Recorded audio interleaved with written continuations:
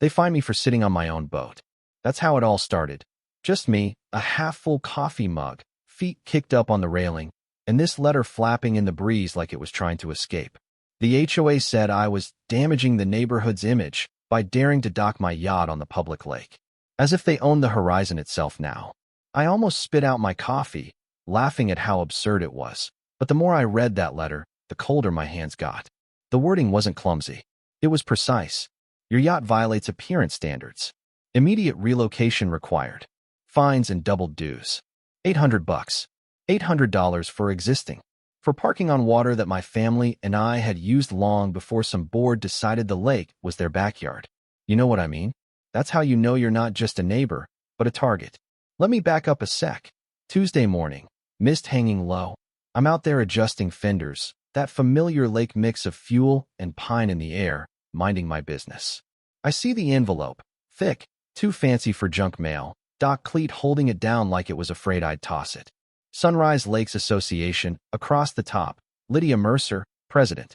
Names floated around for years, always with an eye roll attached. The letter was dressed up with big red notice of fine text. I thought, no way this is real. Must be a prank, right? But no, they wanted money. Real money. And not for anything real. I ran sightseeing tours on this lake for a decade. My permits, my insurance, everything in order. Never a real complaint. My first instinct was to call Rebecca Shaw, my neighbor. She's an accountant, detail-obsessed and sharp as a tack. I read her the whole thing over the phone. Grant, that's nonsense, she fired back. HOAs can't touch county waterways. They can manage grass height, not lakes. She told me to call Deputy Mark Lewis, so I did. Mark didn't mince words. No, sir. They've got zero authority out there. If they try to collect, it's fraud. Period. He offered to file a report, which I appreciated, and pointed me to James Mitchell, the county water officer. Now, James was something else. 20 minutes straight on federal rules, historic management agreements, public rights.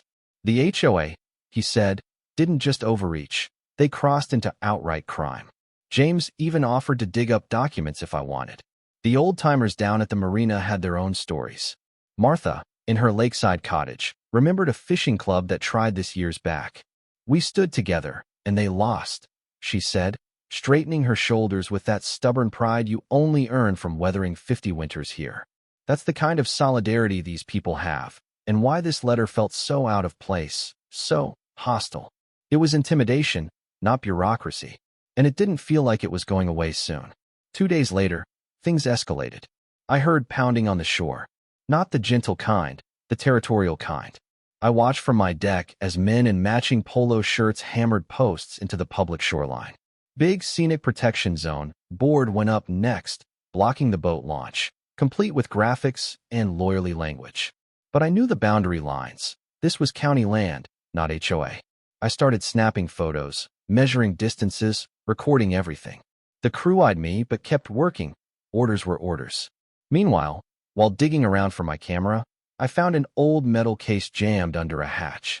Rusted, stuffed with documents. Looked official, stamped, but water-damaged, unreadable for now. My mind was racing. Was this from some other dispute, some past fight for these same waters? It wasn't just me getting nervous. Parents who used the lake were worried. What if the barricade stayed? What about the kids who'd always played there? A mom came over, voice shaking, asking if it was legal. I told her I was on it. That's when James showed up, survey gear in hand, eyes sharp. He confirmed it. This is public. No approvals.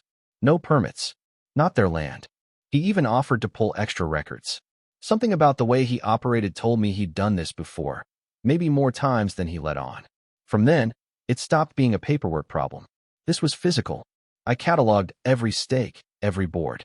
My anger twisted itself into determination. No point arguing with workers. You beat this kind of thing with facts, not fists. The HOA had moved from empty threats to trespass, making their claim not with a letter, but with lumber. And I wasn't the only one noticing. The community was stirring. That night, as I loaded evidence onto my laptop, I realized the letter had been a test. Would I cave? Would anyone fight back? Now, with barricades up, they were pushing further, probably expecting us to blink first. But not this time. Saturday night, I was on edge, checking my new security cameras, when floodlights suddenly blasted across the water. Two trucks, heavy tow rigs, uniforms, like a scene from a bad heist movie. Voices yelling about HOA removal orders, marching toward my yacht. They actually thought they could just take it. That's when I called Rebecca and the rest of our little network. Phones buzzed, cameras came out. Within 5 minutes, the shoreline was full of neighbors filming every move. Suddenly, the security guys didn't look so confident. Rebecca was on shore, camera rolling, calling out badge numbers. Other folks fanned out, covering every angle. The lead guy tried to act tough, waving paperwork in my face, claiming they had orders. I kept my cool, told him plain, "You're stealing private property from public water with no authority, and you're on camera from every direction." He got louder, started threatening me with detainment, which was almost funny if it wasn't so serious. He had no such power. But that's the danger, when people in costume start believing their own act. Then, like clockwork, James Mitchell rolled up, notepad in hand, writing down plates, taking pictures. He handled the guard team like he'd seen it all before. The guards got a phone call, looked around at all the witnesses, and within minutes, they beat a hasty retreat. Trucks gone, project abandoned, the lake echoing with their failure. But it wasn't just a win, it was a turning point.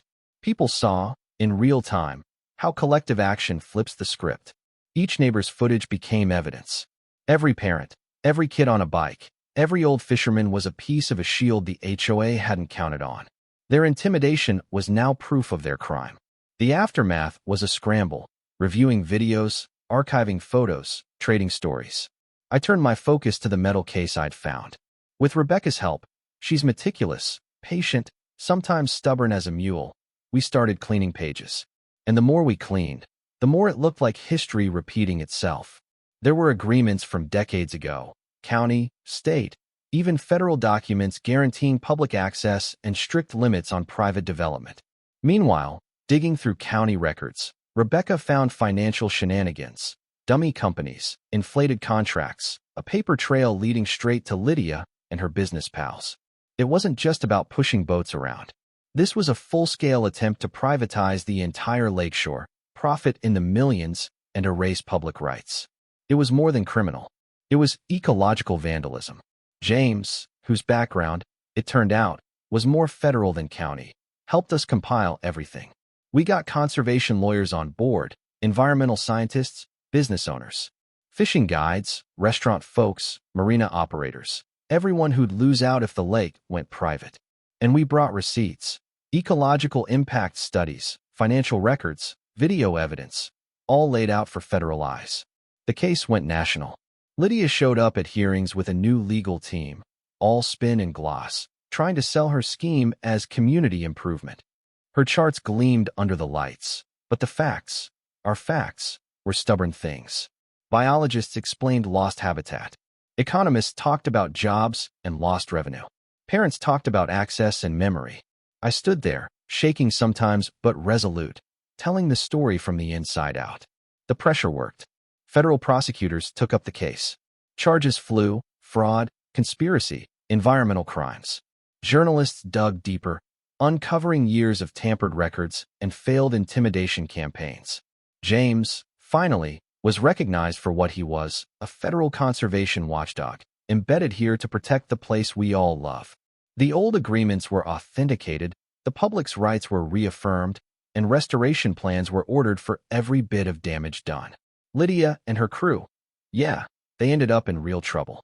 The HOA was stripped of any say over public land, heavy fines leveled, and actual jail time looming for the ringleaders. The lake, our lake, was safe again, not because one person stood up, but because a community did. So, as I look across the water tonight, federal crews finishing up the restoration, the moon glinting off ripples, I can finally exhale. The horizon they try to steal is ours again. Maybe the lesson here is simple. Power only works when people let it. But when we stand together, neighbors, friends, even strangers, it doesn't matter how polished the con is. Truth, like the lake, belongs to everyone willing to fight for it. Now, if you're still here, let me know, what would you have done? Ever tangled with people trying to grab what isn't theirs? Drop your story below, leave a like if this hit home, or just tell me what you think is fair when it comes to property and community. I'm all ears, and coffee's still hot.